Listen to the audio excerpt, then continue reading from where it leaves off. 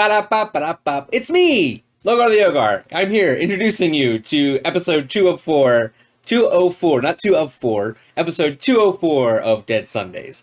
This episode is, I don't know how to intro an episode because I always want to say this episode is very good because they're all good. We work really hard on this, and everybody involved in the show is very good at what they do. This episode continues the interaction that the Starfinders are having with this group of people that they can't actually communicate with. At the beginning of at the end of the last episode, they had tried to help heal one of their members and had failed to do so. And in this episode, at the very start, it continues that story and gives the ultimate culmination of all their efforts in that scenario, which was very exciting to play out because it was a lot of very particular roleplay, and I was very, very proud of the work that they put into it. So that's what the episode's about. I'm very excited to release it. I want you, before we get into it, to like this video, please. I want you to subscribe to this channel, double please. Leave a comment if you... You know what? I want you to leave a comment about what you didn't... No, actually, don't do that. I want you to leave a comment about what your favorite space food is. And then I want you to go to your local friendly local game store, and I want you to ask them, do you have Dead Sundays? And they will say, do you mean Dead Suns, the Starfinder adventure path? And you're going to say, no.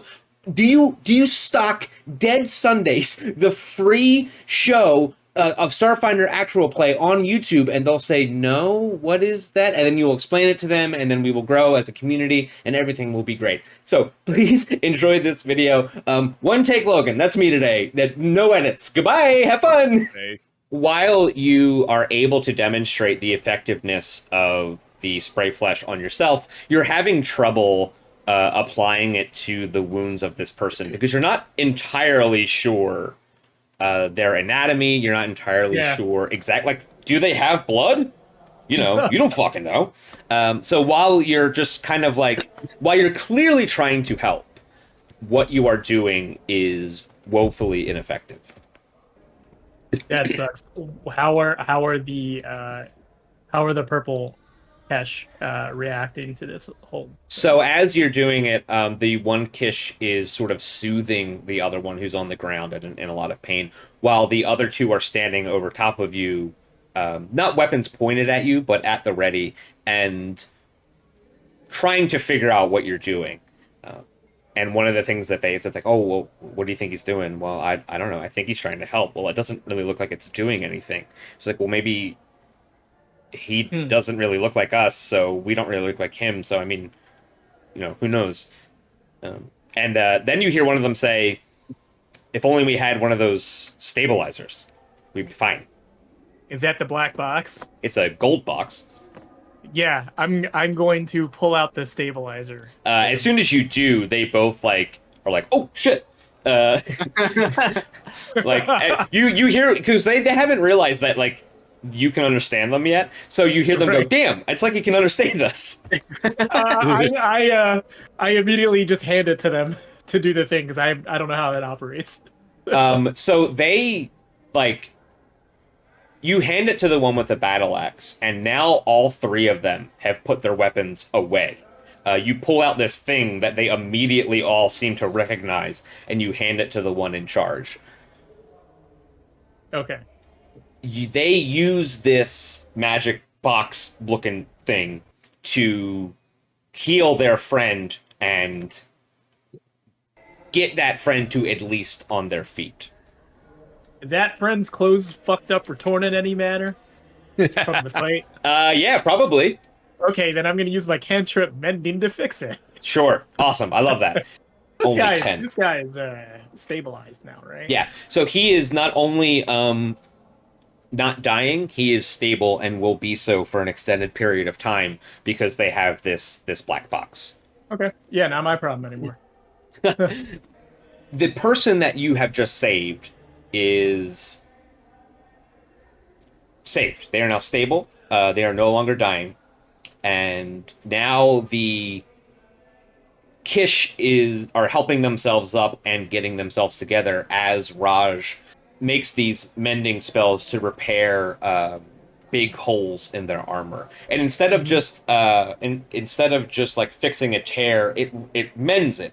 It fills the hole. It doesn't just like cauterize the surrounding outside. It puts it back into original condition. What's their demeanor like? So now you usually you can only make a diplomacy check to change somebody's attitude once a day, twice a day if you're especially good. But because you've performed such a nice service to them, they are now friendly towards you. They started out unfriendly. Zib did a great job, got them down to indifferent, and then you're helping them by healing their friend, got them to friendly. So they are discussing with themselves. So they have now tried to start to talk to you directly. They are looking at you and saying thank you. They're asking their friend how they feel. They're asking, can you make it the rest of the way? Are you going to be okay? Are you going to need us to carry you? And the injured Kish is like, no, I'll be fine. They turn to you and they start thanking you. And they immediately ask who you are and where you came from. To Raj specifically because Raj is the one that is currently next to them. I try to like pantomime to them that I can understand them, but I can't talk their language. Like I point to my mouth and like make like a no, like I point to my ears and I make a yes, but then I point to my mouth and I make a no. Okay, interesting. They're just gonna think you can't eat. Yeah. He can't eat the mushrooms. That's what it is. He ate the mushrooms and now he can't hear. He's too sick. When I was in the Vesk military, one of the things they taught us was how to establish a language, get through a language barrier with another culture. Give me about 10 minutes, and I think I'll be able to figure this out. Okay, sick. Cool. Yeah. So let's. Why don't you read me the details on your pigden language? Oh, I will, and I'm gonna leave out the best part until. Oh yeah, that's right. If you don't share a language with the creature you encounter, you and the creature can spend 10 minutes attempting to converse if they're willing, which I'm assuming at this point they are. Yes. After which, you can attempt a DC 25 cultures check. If you succeed, you formulate a simple pidgin. I'm not even sure how to pronounce that. Pigeon? I think pigeon. It's pigeon. It's pigeon, It's like pigeon English. Yeah. Okay, pigeon language that allows basic communication. You can use this pigeon language with those specific creatures, but you gain a +2 to culture checks to create a pigeon language with similar creatures that speak the same language. So I can go ahead as part of Xenoseeker and try and learn how to communicate with them as long as I can beat a 25 DC culture check. And you're gonna get. I have a -1 to culture.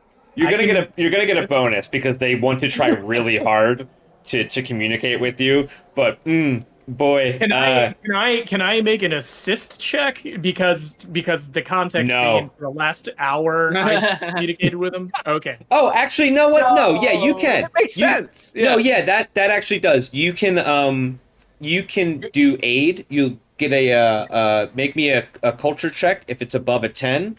I'll actually give you a plus. I'll give you a +4 instead of a +2. Okay. Because you now have a lot of background.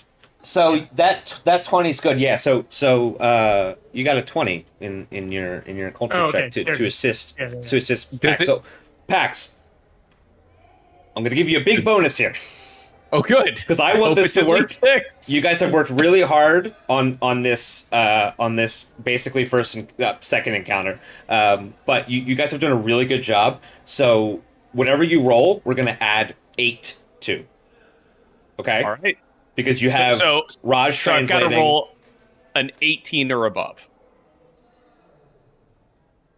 Yeah. I've got it.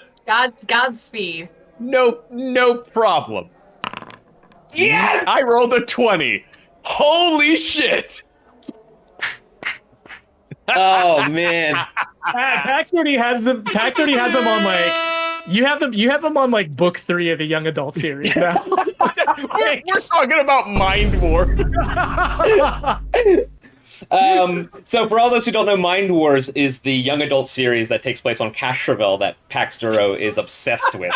Pax is or Mind Wars is a series about the Lashunta people who are telepathic. They block themselves off on their telepathy but there are the free minders that refuse to be held down and use their telepathic abilities. And Pax is convinced that this is a historical representation of the history of Castrovel. When it's actually just basically warrior cats. They're showing you their fanfic now. They're like, oh yeah, we write fanfic about that. So all the murals now involve depictions of God Secretary Winters casting out the Freeminders. I just also want to bring up that the last time Pax had to make like a culture or diplomacy check that was literally impossible, he also rolled a 20 in a completely different system. That was on Roll20. He rolled a 20 to get the Elikoth to chase him and eat the sword that he had transformed into a discarded radioactive coil. A ubiquitous piece of starship equipment that we all know. As one does. Yeah. So you have made this Pigden language. Now you guys can communicate in a way that is more efficient than you were doing before.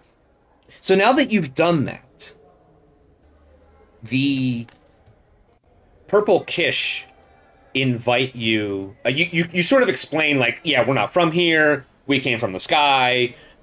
Big metal bird. Yada yada. And they're like, we don't understand. Mind wars. Yeah. Yada yada yada. Mind wars. Yada yada yada. Yeah. You explain.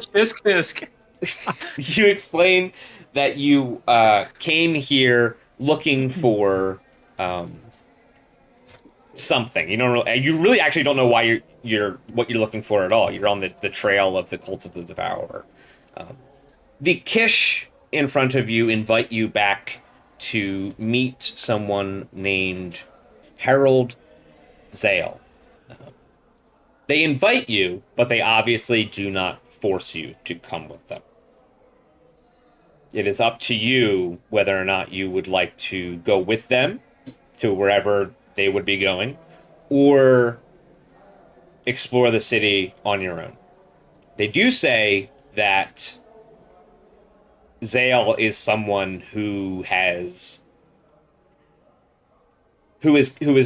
often in contemplation and is a person of great wisdom, and that if you're looking to get acquainted with I mean, it's all translated through this kind of pigeon language, but basically the thing that they're getting at is that this is the leader of our tribe. He knows a lot. She knows a lot of stuff. Okay. He might be able to help you out. So in our language, like, this is our captain. They are Zib smart.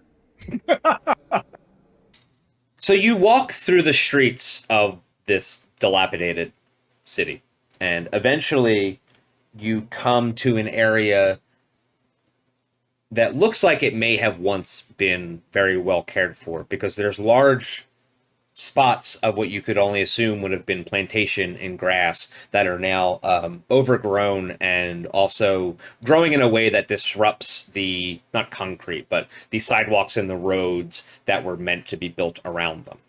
Mm-hmm. The Kish leads you to what looks like a community rec center.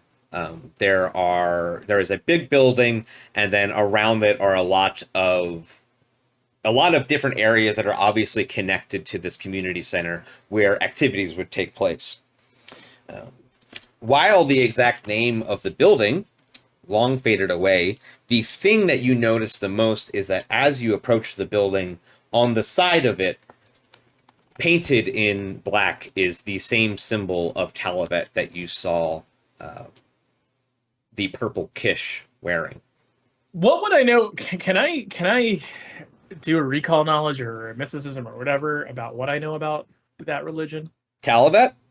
Yeah, because I want to relay that to Pax, just to let him know that like they're worshiping a Pax world deity, which is crazy because this is like an uncharted planet. So here's the thing about deities. They exist outside of mortal reaches at all times. Right. So when I said it was a Pact Worlds deity, I didn't really mean that the worship of Talavet was mostly contained to the Pact Worlds, which because the people that brought the worship of Talavet to the Pact Worlds were the Kasatha, who were from an entirely different place to begin with. Gotcha. So deities, a really good example of this is the god Triune, who we all know is the amalgamation of three different gods who awoke as the herald of the savior of artificial intelligence. At some point after the gap, Triune sent out a signal to the entire galaxy. And the signal were the designs on how to make a drift engine. Now, of course, not every civilization was ready for the kind of information that it was about to receive. Explorers have found cave drawings of the formula painted onto the walls of caves by people who received the information but did not understand it. So my point is that deities exist concurrently in the entire universe. So saying that they are relegated to a certain place or that they can travel to a different place is not unheard of. Okay. Right. Like it'd be weird to find a species here, but not a god. Exactly. However, right, it's like indigenous people in the South Pacific having Bibles because Spanish people, conquistadors, left them there 500 years ago or some shit. Right. Sorta, yeah. Like there is no reason that a god could not contact any kind of civilization anywhere. Okay. But it is still reason to pay attention because it is a unique thing that you were not expecting to see, and is also a point of contact. You guys approach this dilapidated community center. As you do, the Kish that you're with stop when they see the symbol of Talavet, and they perform some kind of odd hand movements before continuing on into the community center proper. I mean, obviously, I'm going to copy them, whatever it is. If anybody, I immediately assumed it was Catholic. I don't know why. If anybody would like to make a mysticism check for more insight into this, they could do so. Yeah, I could do that. I'm pretty good at that. Yep. Excellent. Your yes.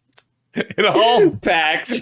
Oh, Pax just said the absolute worst thing you could say about a Kish's mother. Yeah, you basically just flipped it off, or whatever the Kish equivalent of that is. I spit on it. Pax rolls a 1 after rolling a 20. Perfect. Mysticism. The mysticism check that you rolled gives you insight into what they just did. These are gestures and prayers that are associated with the worship of Talavet that you are familiar with. This is the kind of stuff that you would see in ceremonies. Could everybody also make like a sense motive check on top of that while they watch these people? Oh yeah, I actually have never. No. Yeah, I think this is like the only other time that's ever been mentioned that I remember is in one of the first conversations in book 1. Should have been rolling 11. Hey, could you guys roll something else, please? You gotta roll 11. Oh, I've got great news. Captain's got to be a competent captain. Yeah, unfortunately, that is one of the things that gets my expertise die. So as Raj is describing these like really specific movements that they are doing, Zib, you watch them do it, and you kind of realize that like the way that they are doing it is really, it's like they just learned it. Like they're very unsure of themselves. They do it kind of wishy-washy, and it's really kind of awkward, as if they have only recently learned how to do it. Huh. Okay. Somebody new here teaching, doing a little missionary work, maybe. Oh, excuse me. As you I walk, don't come to conclusions. Speculate wildly.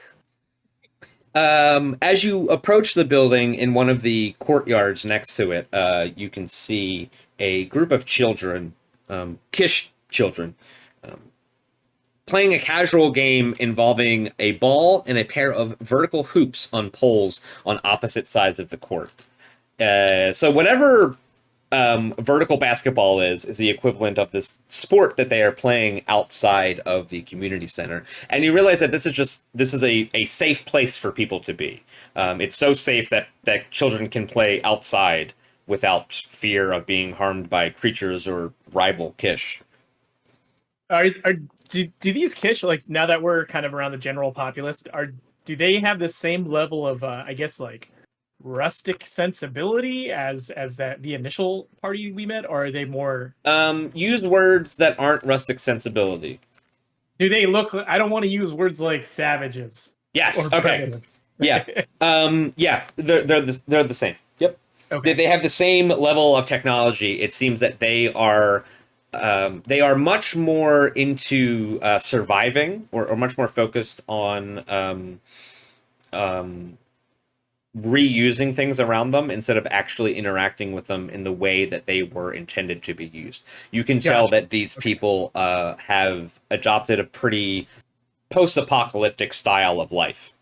Okay, cool. Yeah, that's actually exactly what I was trying to attend. Like, did they invent basketball, or did they just repurpose things and turn it into a basketball? Right. That's a very good question. It doesn't give me any more information about that sport. Slam jam. It's not basketball. That's it. It's not basketball though. They're not flat. They're vertical. So it looks like it's like a soccer. Like in Road to El hockey. Dorado. Like in Road to El Dorado. Yeah, sure. Yeah. And this type of civilization is really hammered home when you enter the communities proper, and you see these dozens of other Kish that are walking around the community center and in the neighborhood, tending the gardens, repairing buildings, or maintaining what working weapons and armor they have. The weapons and armor that they have is very crude battle axes that they're able to forge at most, and then like strap together pieces of leather and metal from the surrounding buildings or animals that they have hunted and tanned. You walk through this long community center and are eventually led to a large door that has the symbol of Talavet painted on it.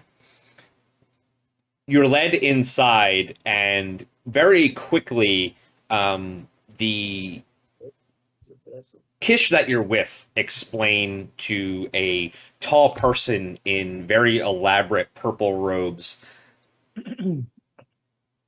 who you are, where you came from, and what happened.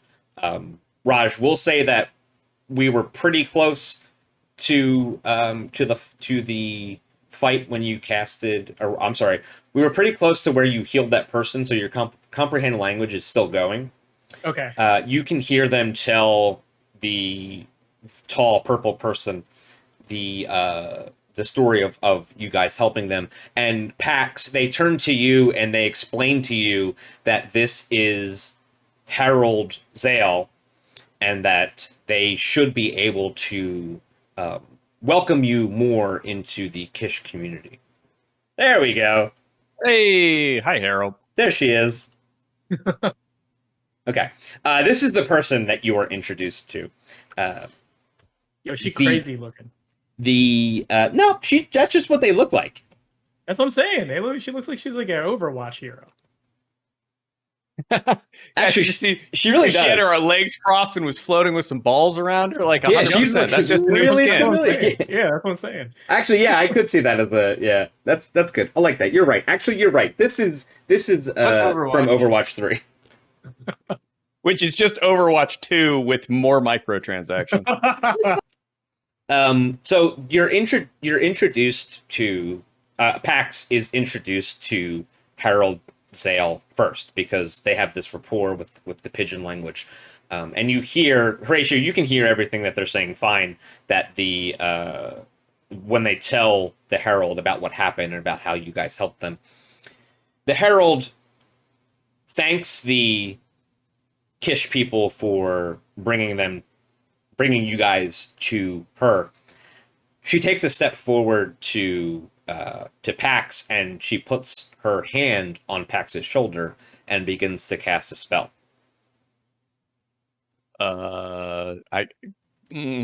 I guess Pax will allow it rather than breaking her arm. Seems like the wrong thing to do. I gave you the choice. As she does, you feel the neurons in your brain start firing in a way that they have not fired before. At all. Yeah. There was a whole dark spot that is just suddenly on for the first time. Holy hell! I've been rude to so many people. It's like a generator that hasn't been started in 20 years. You can like kind of smell that, like, you know, when you turn your heater on for the first time in the winter, and there's like a little bit of a smell to it. The stale oil, yeah. And somebody cooking mushrooms. And the words that come out of your mouth is somebody cooking mushrooms, but they are in the language of the Kish. Whoa, hell yeah. That's awesome. I look at Pax like very quizzically, like, wait, what the fuck? Yeah, so even though you understood them and you know that you heard a different language, you can still hear Pax say it perfectly. And then she walks to each of you and casts the same spell. Oh, thank God. For the next 24 hours, you will be under the effects of share language, which means that you 5 now can communicate with each other as if you all knew the same language, which is Kish. Thank God. We just got a fucking babble fish, thank God. Zib opens up his data pad and just writes down really hastily, share language grenade. $8 million. Oh my God. That is like such a Hitchhiker's Guide to the Galaxy ass weapon. Dude, okay. So I am working on my next Starfinder Infinite thing. And I think as a bonus, I might have to throw in a fucking shared language grenades is gonna cause more wars than stops them. It's the ultimate in Sheeran special forces, but all Sheeran special forces are diplomats, so they just bomb the shit out of you and talk you down. Listen, they all have debt vests that open up lines of communication. They just want to meet you in the marketplace of ideas. So, you guys can now speak freely with Harold Zale. She explains to you very quickly who she is. My name is Harold Zale. I'm the leader of the Kish people. I'm also a priest of Talavet. I see that you 4 are not from here even a little bit. I've never seen any creatures that quite look like you, but I am in your debt for saving one of our own, so the least I could do is advise you in whatever search you seem to be on. The 4 that were here earlier mentioned that you were looking for some kind of cult people. They did not sound very nice. Nope. So, in exchange for helping our warrior against the rival Kish, I will attempt to advise you in whatever way that I can. You're also welcome to use our services as you might need them. However, I think that you might be outclassing us a little bit if you came from, and she looks up and she looks, at the sky, and she's like, from the sky, as you say. I mean, if you got snacks, that's all we need. Yeah, there's some like regular food. You guys aren't able to eat the lichen that you have scraped from underneath the landing pad. So she has like a variety of like clean water and exotic fruits, but they're exotic to you. They're not exotic to anybody else. They don't call them exotic fruits? No, they're just fruits, baby. Exotic butters. Yeah. There's some exotic breads. There's exotic Cheez-Its. We got that's what it is. She keeps calling it. She sees like it's cheese, it's bread, it's fruit, and Pax is like, oh, exotic cheese, exotic bread. Everyone here is so exotic. You can't say that. All the women run away. So she explains to you that she will. Dude, exotic butters is fucking driving me nuts. She explains to you that she will attempt to advise you in whatever way that you need, as well as offer you a place to sleep if you were to need one. And just stay for a little while. However, she knows that you apparently came from the sky, so she thinks that your facilities might be a far cry better than the ones you can find here.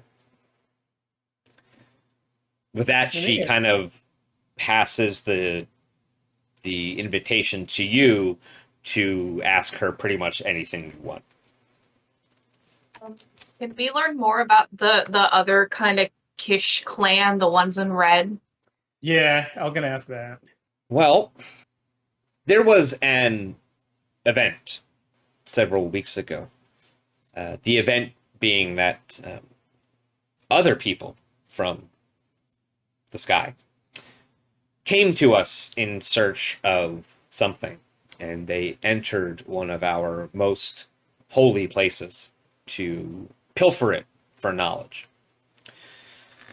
When this happened, they betrayed a great many of us, and in response, one of our hunt masters locked himself inside this holy place, which is completely against our tradition. And I dared to speak out against it, that he should not do that. He should not lock himself away in this place that is supposed to be shared. And for my troubles, me and my people were exiled. The place that I'm referring to is something that we call the Temple Found, and it contains a great deal of knowledge. The Kish that you were fighting before are members of the rival faction who live in the city Hearth, along with the hunt master and the chieftain Hoyfek. Is that rival faction? Do they have a proper name, or like they like an organized? Are they organized behind an ideology like you guys are, or not quite? A lot of the members that agreed with me have also very recently found peace in a new presence that has revealed itself to us, known as Talavet. The other group of Kish are no less Kish. However, they are perhaps more stuck to true tradition than we are. Their reverence is towards our ancestors, and while I keep that same reverence in everything that I do, I am also now committed to this new god of Talavet, the storyteller. Talavet rules. She laughs. She's like, yeah, I mean, yeah. Calls over the youth pastor. Use this next time. hey guys, I brought my acoustic guitar. Hope you don't mind. You know who else had a stellar generator? Little guy named Lucifer. The strangers that pilfered our temple arrived in a metal cloud, much like yours, but it was different in shape and color. Theirs looked very angry, as did their demeanor and the way they dressed and treated one another. We welcomed them into our great temple, but then they profaned the Vault of Tales and attacked us, causing many deaths and much destruction. They then returned to their cloud and ascended in the sky. Just out of curiosity, is this metal cloud circular? No. Damn it. Clara, we were wrong. Clara says nothing. She just shakes her head. This was the first time that we have ever seen anything quite like that. And now that we are seeing it again with you, it is interesting that you are so different from the ones that came before. They were aggressive and violent and angry. And it is our culture, our tradition, to share what we have with everybody else. So we did. They unfortunately betrayed that trust, killed a great many of us, and absconded with some kind of information that they took from the temple. Can I inquire with her about, like, did you have, like, can you describe what they look like physically? I can tell you that they did not look like Kish. Actually, in fact, their bodies looked like quite an arrangement of different kinds of things, much like yours do. It was a great deal of many different people, and they were dressed in very brutal, sharp armor adorned with skulls and bones, but not in the way that we adorn our armor with skulls and bones. It was more of a warning and an aggression than it was a reverence or utilitarian. Gotcha. Okay. Bone boys. Were they Damn bronies. do you have a word for, like, undead? I mean, were they undead, I guess? So we'll say that kind of translation is just going to, like, magically, the idea of undead is shared between you guys. Okay. And she says, no, they were very much alive. They. Okay. So it is the cult. You've now said bodies and were alive. Does that mean you have dead invaders here that we could examine? Unfortunately, no. They took us by such a surprise that none of us were ready to fight back. They murdered everybody that they were with and escaped in their metal cloud. And back to the sky they went. Are you aware of exactly what it was that they took? Is there an item missing or a piece of text? While they didn't physically take anything, deep in the temple is a great wealth of information, stored in crystals by our ancestors. They were searching for something called the stellar degenerator. And while we did not immediately know what they asked for, we did know where to send them. Once they got whatever information they had came for, they saw it fit to reward us for our hospitality, and with a great cruelty decided that they would repay us by murdering a great deal of us on their way out. Simply Sorry that you had to experience the hardship. But the huntsman locked himself in the foundry after that. And I thought you were gonna say Po Buddy's perfect. No, what? No. Sorry you had to experience that genocide, but Po Buddy's perfect. Oh, it was not a genocide. It was just they killed everybody that they met on their way out.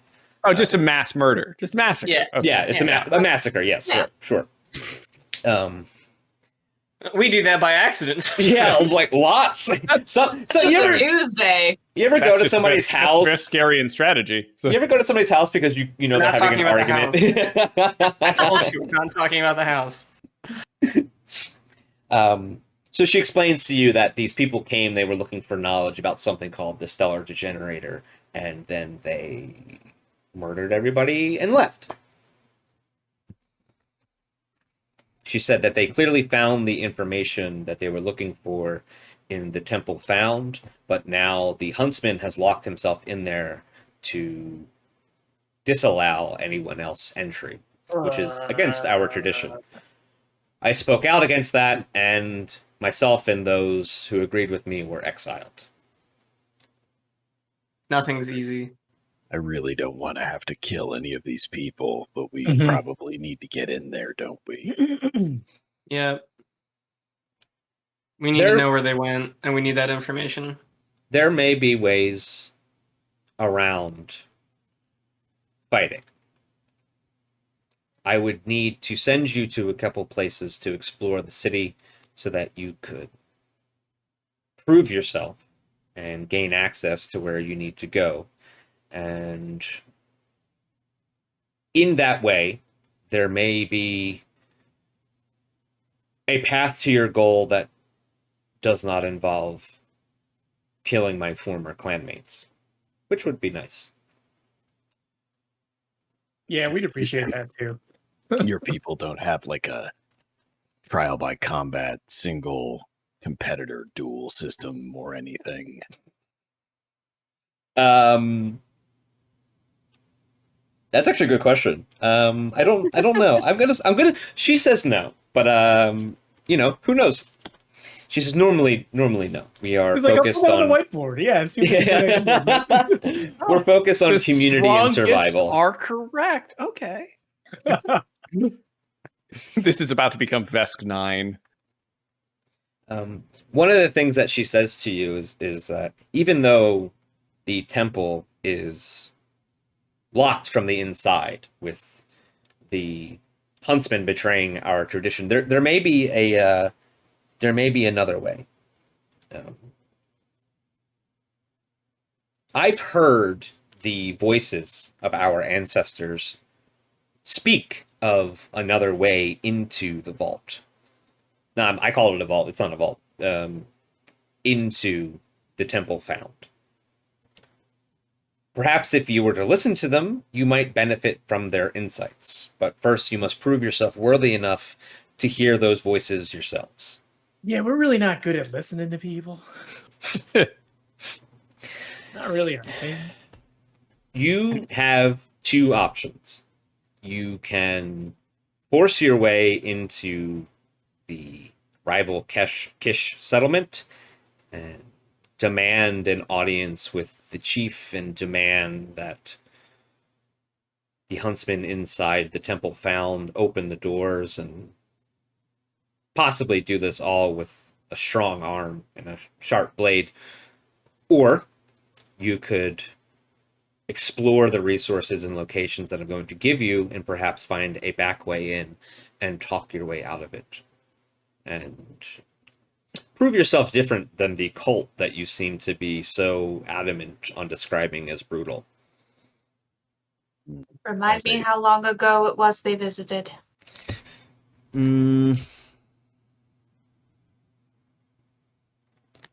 So it doesn't really say. A couple hours ago.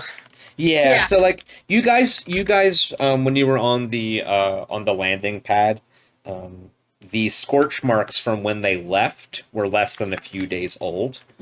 They tasted fresh. They Right. tasted fresh. Yeah, So they yeah. probably showed up at least 1 to 2 weeks ago, and then this whole event happened that caused a split in the Kish community, and then they left immediately after, and that was probably about 3 or 4 days ago. So this event is this split is extremely recent. Okay. I just don't. It feels like we're just constantly behind the cult of the Devourer. I don't know how much longer we can afford to waste time. Yeah. There's very few cultures that can't be bought off or don't have some sort of corruption in their society. Maybe we could just collect something valuable and give it to the other tribe to buy access. But guys, the challenges are talking, and that's my. I do that. What if Well- Zib could win the quest this time instead of hitting it everything with swords and guns? She explains. So this is the last thing that we're going to do, because it's almost 3 hours. She explains that there are two places of significance where Kish go when they want to hear the voices of their ancestors or seek their blessings: the House of Renewal and the Maze of Ghosts. She says Those both sound so fun. you can go check Oh out my god. both of those, or somehow come up with a plan to face the rival Kish directly. She reminds you that these rival Kish are territorial, and rightly so, and that they have attacked you on sight every time you have seen them. They did attack us on sight, but then I did show them mercy. So Sort you of. You Sort could of. get Showed some one of in there. them mercy. Yeah. But also, I don't want to go to a place called House of Ghosts. So that is where we are going to end today. Over the next week, you guys can think about how maybe you want to do this. When we come back next week, you will gain more information about these two places, as well as the settlement in Istamok of the rival Kish, and perhaps between the two of those things, you can formulate your own plan. There's a clear path laid out in the book, but you guys can do whatever you want, because that's the point. So I think now is the time where we all look at the camera and wave and say goodbye, and then we play the Spaces Ad and we go to sleep. Yeah? Yeah. Okay, everybody look at the camera, wave, and say goodbye. Bye. Bye, guys. See you next week. Zib Beverage was played by Steph. Clara247 was played by Beck. Horatio Raj Cruz was played by Ian, and Paxduro was played by Ryan. You can find all of our socials in the episode description. Thank you for watching the show. Special thanks to all of the programs that we use to put this show together, of which I'm going to attempt to list right now. Paizo, Archives of Nethys, OBS, Discord, Foundry, Sirenscape, Canva, DaVinci Resolve. Anyway, now I'm going to play the Spaces Ad. Bye! When you're coming from the black, you want a place that reminds you of home. You want traditional foods like our Eoxians cadaver digits, fresh fried every cycle, or tacos made the Spathany way, flavored with real asteroid sauce. With quality finding up with a syndicate for their prices any corporate collar can afford. So after you dock, head over to the Eye. We're open all cycle, every cycle, ready to treat you like family, hive mind, or brood clutch. Spacies, you're gonna like the food you eat from the restaurant that I own.